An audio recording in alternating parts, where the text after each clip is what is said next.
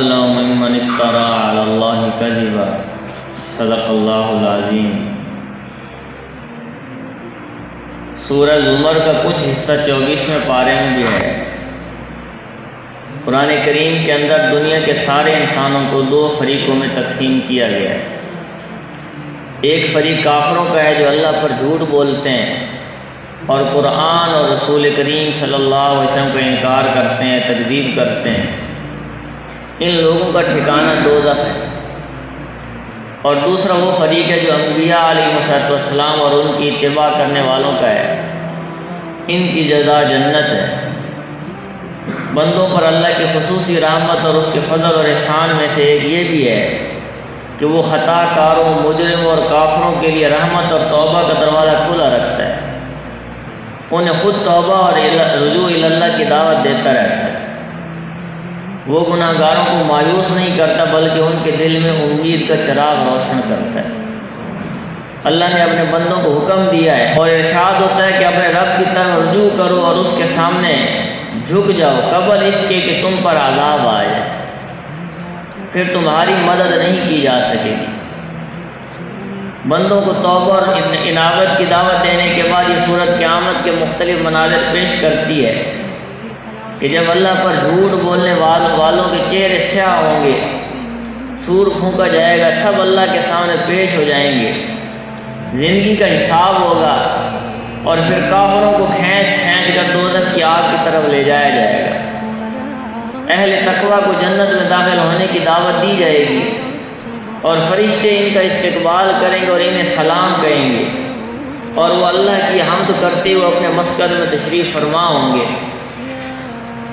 سورہ زمر کے بعد سورہ غافر آتی ہے۔ یہ سورت مکی صورت ہے، اس میں 82 آیات اور 9 رکوع ہیں۔ اس سورہ کا دوسرا نام سورہ مومن بھی ہے۔ وہ فرشتے جنہیں حملۃ العرش ہونے کا شرف حاصل ہے، عرش کو اٹھانے والے فرشتے، اور وہ جو عرش کا احاطہ کیے ہوئے، یہ سب اللہ کی حمد و تسبیح کے ساتھ ساتھ اہل ایمان کے لیے بھی دعائیں کرتے ہیں اور اللہ سے عرض کرتے ہیں کہ اے ہمارے رب، تیری رحمت اور علم ہر چیز کو اپنے احاطے میں لیے ہوئے ہے، بس تو مغفرت فرما دے ان لوگوں کی جو توبہ کرتے ہیں اور تیری راہ کی اتباع کرتے ہیں اور انہیں دوزخ کی عذاب سے بچا لے۔ قرآن کریم کا جو ایک خاص اسلوب ہے کہ ترغیب کے بعد ترہیب ہوتی ہے، جنت کے ساتھ جہنم کا ذکر ہوتا ہے اور اہل ایمان کے ساتھ اہل کفر کا تذکرہ ہوتا ہے، تو یہاں بھی ایسا ہی ہے۔ پہلے اللہ تعالیٰ نے یہ بتایا کہ مقرب فرشتے ایمان والوں کے لیے دعائیں کرتے ہیں۔ اب اللہ تعالیٰ کفار اور فجار کا حال بتا رہا ہے کہ جب انہیں بھڑکتی ہوئی آگ میں داخل کر دیا جائے گا اور وہ اپنے اعمال بد کا انجام دیکھ لیں گے تو اپنے آپ سے سخت نفرت کریں گے اور وہ اپنے آپ کو برا بھلا کہیں گے اور معذرت پیش کریں گے۔ دنیا میں تکبر والی زندگی کو چھوڑ کے وہ آخرت والے دن عاجزی اور انکساری سے درخواست کریں گے، لیکن ان کی یہ درخواست جو ہے وہ رد کر دی جائے گی اور جہنم کے جو چوکیدار ہیں ان سے کہیں گے کہ جیسے آج عذاب کی شدت دیکھنے کے بعد تم اپنے آپ سے نفرت کا اظہار کر رہے ہو، اس سے کہیں زیادہ نفرت اللہ تعالیٰ اس وقت تم سے کرتا تھا کہ جب تم دنیا کے اندر سرکشی اور تکبر کی وجہ سے اللہ کی نافرمانی کرتے تھے اور کفر کرتے تھے اور ایمان قبول کرنے سے انکار کر دیتے۔ تو یہ قیامت کے دن تو بندوں کے درمیان عدل اور انصاف کا دن ہے۔ آج ہر شخص کو اس کے نیک یا بد عمل کا بدلہ مل کر رہے گا۔ اس کے بعد موسیٰ علیہ السلام کا واقعہ ذکر کیا گیا ہے۔ حضرت موسیٰ علیہ السلام کا قصہ تو کئی صورتوں میں آیا ہے، مگر سورہ غافر میں اس واقعے کے ضمن ایک مومن بندے کا خاص تذکرہ کیا گیا ہے اور اسی تذکرہ کی وجہ سے اس سورت کا نام سورہ مومن رکھا گیا ہے۔ اور یہ بندہ جو ہے خفیہ طور پر ایمان قبول کر چکا تھا۔ جب حضرت موسیٰ علیہ السلام کے قتل ہونے کے مشورے ہونے لگے، فرعونیوں نے موسیٰ علیہ السلام کو قتل کرنے کا مشورہ کیا، تو یہ صاحب ایمان آدمی آپ کے دفاع کے لیے اٹھ کھڑا ہوا، موسیٰ علیہ السلام کا دفاع کرنے لگا اور ان فرعونیوں سے کہنے لگا کہ کیا تم ایک ایسے شخص کا خون صرف اس لیے بہانا چاہتے ہو کہ وہ کہتا ہے کہ میرا رب اللہ ہے، جبکہ وہ تمہارے پاس واضح دلائل اور روشن معجزات بھی لے کر آیا ہے۔ تو فرعون کو اس نے دعوت دی، لیکن فرعون اپنی بات پر اڑا رہا اور اس نے واضح طور پر انکار کر دیا، اور اس نے کہا کہ میری رائے یہ سب سے بہتر ہے اور میرا سوچا سمجھا فیصلہ ہی بہتر ہے کہ میں موسیٰ کو قتل کر دوں۔ تو اصل میں یہاں غور طلب بات یہ ہے کہ آج کل کے جو علمی شخصیات اپنے آپ کو تصور کرتی ہیں اور سیاستدان جو ہیں ان کا مزاج بھی یہی ہے جو پہلے ڈکٹیٹروں کا ہوتا تھا کہ وہ اپنے منہ سے نکلی ہر بات کو حرف آخر سمجھتے ہیں۔ پوری انسانیت ایسے لوگوں کے نرغے میں آج کل پھنسی ہوئی ہے، اور وہ خود امت مسلمہ کی گردوں پر بھی سوار ہیں، متکبر اور مسلط لوگ ہیں جو اپنے آپ کو عقل مند سمجھتے ہیں اور کسی بڑے سے بڑے عالم کی رائے کی طرف توجہ نہیں دیتے۔ تو رجل مومن، یہ جو مومن بندہ ہے، اس کی تقریر اس قدر مؤثر تھی کہ فرعون کو خطرہ ہو گیا کہ میرے درباری اس کی دل سے نکلی بات سے متاثر ہو جائیں گے۔ اس لیے پہلے تو اس نے اپنا فیصلہ جو ٹھوکنے کی کوشش کی کہ اب موسیٰ اور ہارون دونوں کا وجود برداشت نہیں کیا جا سکتا، اور اس کے بعد اس مومن بندے کی تقریر کا مذاق اڑانے لگا، اور پھر اپنے وزیر حامان کو اس نے حکم دیا کہ میرے لیے ایک بلند و بالا عمارت تعمیر کرو، ایک بہت بڑی سیڑھی بناؤ تاکہ میں دیکھوں تو صحیح کہ موسیٰ کا خدا کہاں پہ ہے، کہ میں آسمان کی طرف چڑھ کے دیکھتا ہوں۔ تو یہی چالاک حکمران کا وتیرہ ہوتا ہے کہ وہ کبھی دھمکی کے ذریعے دوسروں کی زبان بند کرتا ہے اور کبھی مخالف کی رائے کا استہزاء کرتا ہے، اس کا مذاق اڑاتا ہے۔ فرعون کے تمسخر اور استہزاء کے باوجود بندہ مومن نے اپنے بیان جاری رکھا، لیکن فرعون جو وہ انکار کرتا رہا۔ تو اللہ تعالیٰ یہاں پہ فرما رہے ہیں کہ النار یعرضون علیہا غدوا وعشیا ویوم تقوم الساعة یردون الی اشد العذاب۔ یہ جو فرعونی ہیں، مرتے ہی ان کو عذاب شروع ہو چکا ہے، قبر کے اندر ان کو عذاب ہو رہا ہے، اور قیامت تک ان کو یہ عذاب ہوتا رہے گا، اور جب قیامت قائم ہوگی اور قیامت کے دن ان کو قبروں سے اٹھایا جائے گا تو پھر یہ جہنم کی آگ کی طرف دھکیل دیے جائیں گے، اور صبح و شام ہر وقت ان کا عذاب بڑھتا رہے گا۔ اس سورہ مبارکہ کے اختتام پر حضور اکرم صلی اللہ علیہ وسلم کو صبر کی تلقین کی گئی ہے، اور اس کے بعد جھٹلانے والوں کو زمین پر چل کر ہلاک شدہ اقوام کا انجام اور ان کے آثار دیکھنے کی تلقین ہے، اور ان اقوام کو بھی اپنی ظاہری قوت اور مادی وسائل پر بڑا ناز تھا۔ انہوں نے انبیاء کی معجزات اور صداقت کی واضح نشانیوں کو جھٹلا دیا، تو پھر جب انہوں نے اللہ کا عذاب اپنے سر کی آنکھوں سے دیکھ لیا تو توحید کا اقرار اور بت پرستی سے بیداری کا اظہار کیا،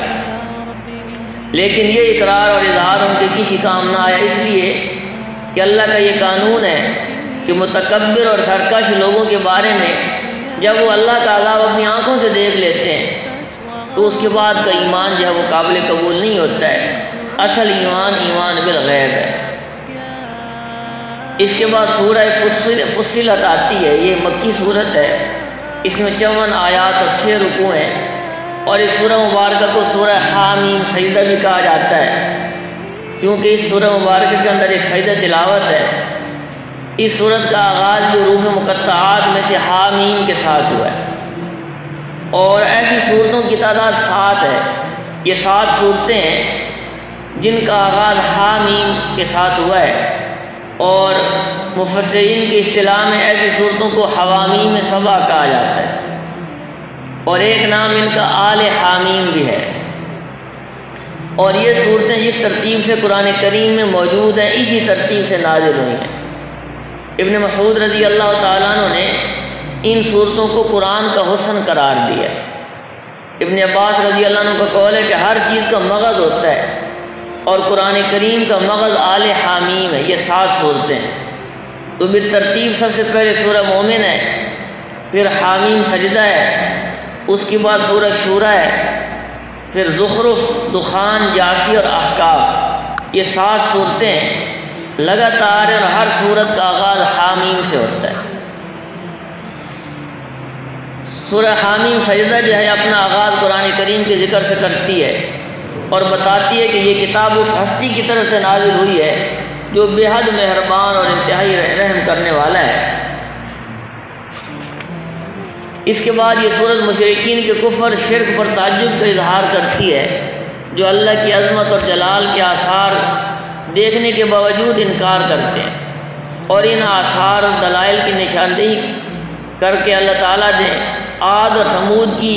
تکذیب اور انکار اور ان کا انجام بھی ذکر کیا ہے۔ قوم عاد کو اللہ تعالیٰ نے حیرت انگیز جسمانی قوت عطا کی۔ ان کی طاقت کا یہ حال تھا کہ ان کا ایک شخص پہاڑ سے چٹان توڑ کر الگ کر دیتا تھا، خود پہاڑ اپنے ہاتھوں سے توڑ دیتے تھے۔ تو چاہیے تو یہ تھا کہ وہ اس قوت اور طاقت پر اللہ تعالیٰ کا شکر ادا کرتے، لیکن وہ شکر کی بجائے گھمنڈ میں مبتلا ہو گئے اور فخر کے طور پر کہنے لگے کہ من اشد منا قوہ، لوگوں کو للکارنے لگے کہ ہے کوئی جو ہم سے زیادہ طاقتور ہو۔ تو ان کی حماقت اور نادانی پر تعجب کا اظہار کرتے ہوئے اللہ تعالیٰ نے انہیں جواب دیا ہے کہ کیا تم اس ذات کی قوت اور طاقت سے غافل ہو گئے جس نے تمہیں پیدا کیا ہے، اور کیا تم اس حقیقت کو بھول گئے کہ تمہاری طاقت اللہ تعالیٰ کی عظمت اور کبریائی اور اللہ تعالیٰ کی طاقت اور جلال کے سامنے کچھ بھی حقیقت نہیں رکھتی ہے۔ تو اس قوم پر بھی اللہ کا عذاب آیا، مسلسل 7 دن تک ہوا چلی اور ہوا نے انہیں اٹھا کر یوں پٹخا کہ وہ بے حیثیت کیڑے مکوڑوں کی طرح پڑے تھے، اور ساری کی ساری قوم ہلاک ہو گئی۔ اس کے ساتھ قوم سمود کا تذکرہ ہے۔ قوم سمود نے بھی ایمان پر کفر کو اور ہدایت پر گمراہی کو اور بصارت پر اندھے پن کو ترجیح دی۔ ایک دن جب کہ وہ اپنے عیاشیوں میں مست تھے، ایک چیخ آئی جس سے ان کے کانوں کے پردے پھٹ گئے، اور پھر زلزلہ آیا جس سے وہ سب کچھ ان کا تباہ و برباد ہو گیا، ساری قوم ہلاک ہو گئی۔ اس کے بعد یہ سورت متکبرین اور منکرین کے مقابلہ میں مخلص مومنوں کا تعارف کرواتی ہے، جن کا نمایاں ترین وصف جو ہے وہ ایمان پر استقامت۔ ان الذین قالوا ربنا اللہ ثم استقاموا تتنزل علیہم الملائکہ، جب ان لوگوں نے ایک بار اللہ کو اپنا رب کہہ دیا تو اب وہ زندگی بھر اس قول پر جمے رہتے ہیں اور اللہ کے احکامات کے پابند ہوتے ہیں، اور یہی استقامت ہی اصل ولایت ہے۔ استقامت سب کرامتوں سے بڑی کرامت ہے۔ اصحاب استقامت کو جنت میں ٹھکانہ دے کر کہا جائے گا کہ تم یہاں من چاہی زندگی گزارو، اپنی خواہشات پوری کرو، اور یہ بدلہ ہے اس کا کہ تم دنیا میں رب چاہی زندگی گزار چکے ہو۔ دنیا میں رب چاہی گزارو گے تو آخرت میں اللہ تعالیٰ من چاہی زندگی عطا کریں گے۔ تو اصحاب استقامت میں سے بھی اللہ تعالیٰ کے نزدیک ترین اور سب سے معزز اور قابل تحسین وہ لوگ ہیں جو اخلاص اور حکمت کے ساتھ اللہ کی طرف دعوت دیتے ہیں۔ وَمَنْ أَحْسَنُ قَوْلًا مِّمَّنْ دَعَا إِلَى اللَّهِ وَعَمِلَ صَالِحًا، اور اللہ کی طرف لوگوں کو بلاتے ہیں اور اس راہ کی مشکلات کو رضا الہی کے لیے برداشت کرتے ہیں۔ تو اس پارہ کا اختتام جو ہے وہ اللہ تعالیٰ کے عدل کے بیان سے ہوتا ہے۔ اللہ تعالیٰ فرماتے ہیں کہ جو کوئی نیک عمل کرتا ہے تو وہ اپنے لیے کرتا ہے، اور جو برے کام کرتا ہے تو اس کا وبال بھی اسی پر پڑے گا، اور تیرا رب بندوں پر ظلم کرنے والا نہیں ہے۔ اللہ تعالیٰ نے انصاف کا دن مقرر کیا ہے، ہر انسان کو اس کے کیے کا بدلہ ملے گا۔ اگر کسی نے اچھی زندگی گزاری ہے، نیکیاں کی ہیں، اللہ کے احکامات کو پورا کیا ہے، تو اللہ تعالیٰ اسے انعامات سے نوازیں گے، اللہ تعالیٰ اسے اپنی جنت عطا کریں گے۔ اور جو اللہ کے نافرمان ہیں، سرکش ہیں، متکبر ہیں، اللہ کے احکامات کی خلاف ورزی کرتے ہیں، تو ان کے لیے اللہ نے جو ہے وہ جہنم بنائی ہے، اللہ تعالیٰ کی جیل ہے، اللہ تعالیٰ کا قید خانہ ہے، مجرموں کو اللہ تعالیٰ اس میں ڈالیں گے۔ تو اللہ جل شانہ مجھے آپ کو سیدھے راستے پر چلنے کی، اللہ کے احکامات کو رسول اللہ صلی اللہ علیہ وسلم کی سنت کے مطابق پورا کرنے کی توفیق نصیب فرمائے۔